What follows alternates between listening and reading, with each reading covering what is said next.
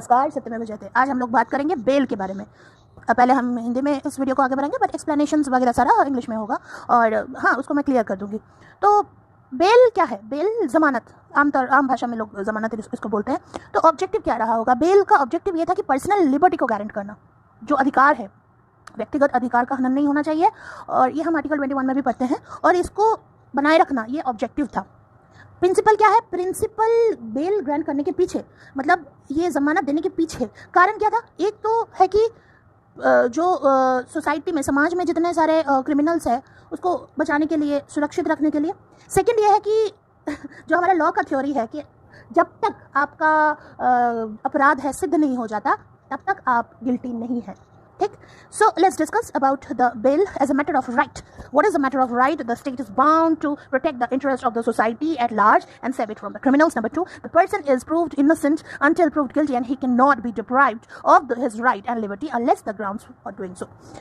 Now ये जानते हैं कि बेल जमानत कब मिलता है? क्या वो बेलेबल होता है? ऑफेंसेस जो भी उसने अपराध किया, क्या वो बेलेबल है, जमानत योग्य है या नहीं है? Non bailable offences. ना बेलेबल ऑफेंसेस को मैटर रखते हुए हम डिस्कस करेंगे। Bail is defined under section 436 to 439 of CRPC 1973।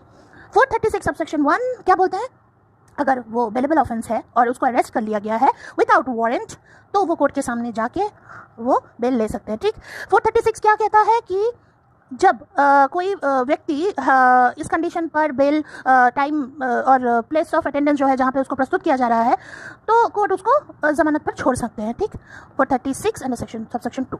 तो मैक्सिमम पीरियड कितना होता है? जो कि अमेंडमेंट हुआ इन 2005 में, ये कहा गया कि ऑफेंस जिसका सजा डेथ पेनल्टी नहीं हुआ है, और जो जब इन्वेस्टिगेशन चल रहा है और ट्रायल हैज़ अंडरगॉन डिटेंशन, ठीक है, कस्टडी में रह के ट्रायल को फेस कर रहे हैं, उसका आधा सजा ये व्यक्ति काट चुका है।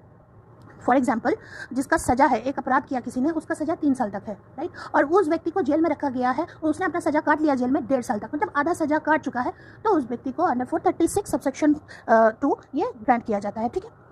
अब आता है कि जब इन्वेस्टिगेशन कंप्लीट नहीं हो पाता टिल 90 डेज, ठीक है, एक होता है 90 डेज, एक होता है 60 डेज। 167 सबसेक्शन 2 ऑफ CRPC, पहला है 90 डेज, सेकेंड है 60 डेज। ठीक है? उस पर भी ग्रांट किया जाता है।